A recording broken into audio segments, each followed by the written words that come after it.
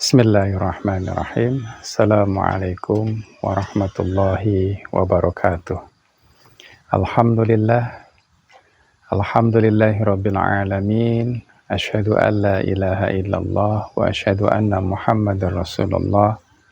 Allahumma shalli ala sayyidina Muhammad wa ala ali sayyidina Muhammad wa ala ashabi sayyidina Muhammad, amma ba'du.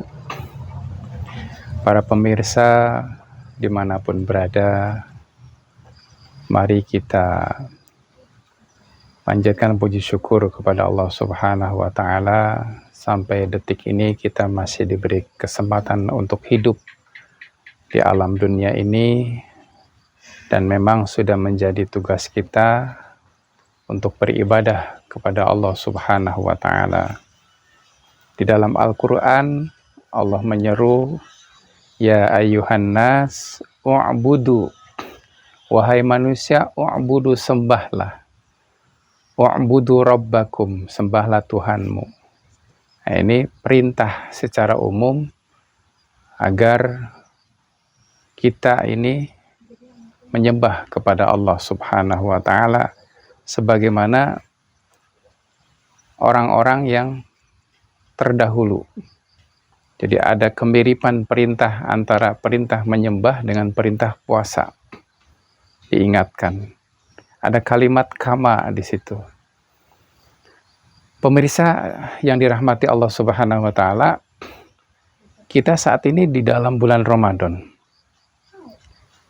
Di dalam khutbah Nabi yang terakhir, di situ ada tersirat bahwa amalan-amalan yang tatawu'an itu Allah berikan pahala seperti pahala faridoh.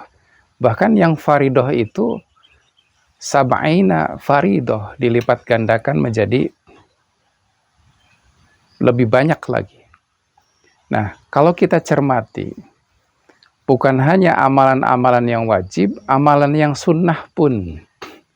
Amalan yang sunnah pun itu pahalanya seperti faridoh. Kita ambil contoh misalnya, amalan sunnah itu adalah, diantaranya adalah adzan. Adzan itu hukumnya sunnah. Nah, adzan ini kita ingin menginspirasi dari adzan, dari amalan yang sunnah. Dari adzan, ada pengalaman kami itu, suatu hari kami diminta oleh jamaah untuk datang ke rumah sakit. Kemudian kami sampai di rumah sakit, saat itu kami bertiga. Ada saksi, ada beberapa teman kami. Begitu masuk rumah sakit, apa yang dilihat? Ada orang sedang sakaratul maut. Sedang melejit-lejit tubuhnya, meregang nyawa. Itulah sakaratul maut. Kemudian kami bertanya kepada keluarganya, ini seperti ini sudah berapa lama? Katanya, Ustadz, ini sudah 1 kali 24 jam. Saya bilang, loh, kenapa dibiarkan? Kenapa? Ya, sudah Ustadz, katanya, kita sudah berusaha. Kemudian kita teringat dengan hadis Nabi. Ma min mayyitin yukrahu alaihi yasin hawanallahu alaihi. Kata Nabi, apabila ada orang mau jadi mayit, kemudian dibacakan Yasin kepadanya, maka Allah akan ringankan. Allah akan mudahkan sakaratul mautnya. Kita tanya kepada keluarganya, apakah sudah dibacakan Yasin? Sudah Ustadz. Kemudian apalagi yang masyhur di masyarakat kita? Surat Ar-Ra'du. Ar-Ra'du. Kita tanya lagi, Ar-Ra'du sudah? Sudah Ustadz. Tapi tetap aja seperti itu. Akhirnya kami mencoba memohon ilham, memohon petunjuk kepada Allah. Nah, itu kalau petunjuk yang datang dari Allah Subhanahu wa Ta'ala itu berupa ilham. Makanya ada malaikat namanya muhlim. Itu Allah utus ketika kita usia 4 bulan. Fa idza sawaituhu wa nafakhtu fihi min ruhi. Itu Allah utus malaikat muhlim. Sehingga kalau ada bisikan baik atau pikiran baik, itu dari malaikat muhlim namanya. Sehingga kita katakan sebagai ilham. Dapat ilham gitu kan, ya. Nah, itu pikiran-pikiran atau lintasan-lintasan pikiran yang baik, bisikan-bisikan yang baik itu dari malaikat namanya malaikat muhlim.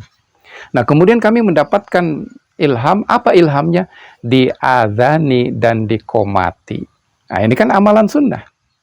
Langsung karena mendapat ilham begitu, kita dekat ke telinga yang kanan, kita adzani. Tapi nggak pakai lagu. Kalau pakai lagu kelamaan. Nah, sebentar saja, singkat Allahu Akbar, Allahu Akbar.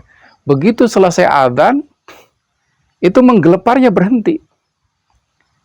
Orang tadi itu berhenti menggelepar-geleparnya. Kemudian kita qomat di telinga kiri, sampai dengan qad qomatis sholah, les, langsung tubuhnya lemes.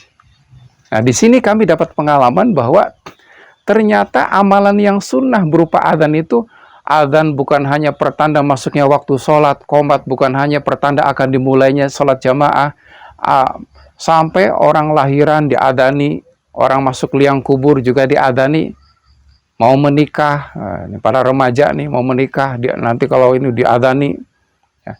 Ternyata adzan itu punya fungsi lain, bahkan yang lebih dahsyat lagi, adzan itu akan membuat rantainya Dajjal semakin kuat dengan adzan. Nah, disitulah kami mengambil hikmah, pelajaran, bahwa ternyata adzan dan iqomah mampu membantu proses sakaratul maut. Jadi, khususnya remaja-remaja kita, anak-anak kita, khususnya laki-laki, dawamkan adzan dan iqomah. Biarpun perempuan, sholat di rumah, sholat sunnah, adzan, qomat, nggak masalah. Jadi adzan itu bukan hanya seperti yang tadi kami uraikan, tapi juga punya fungsi yang lain.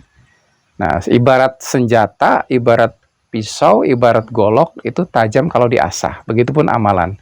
Amalan ini akan menjadi tajam kalau biasa kita dakwah mengamalkannya. Ini saja mudah-mudahan menginspirasi sambil menunggu berbuka puasa, agar anak-anak kita diarahkan untuk adzan. Terima kasih atas segala perhatian, mohon maaf atas segala kekurangan.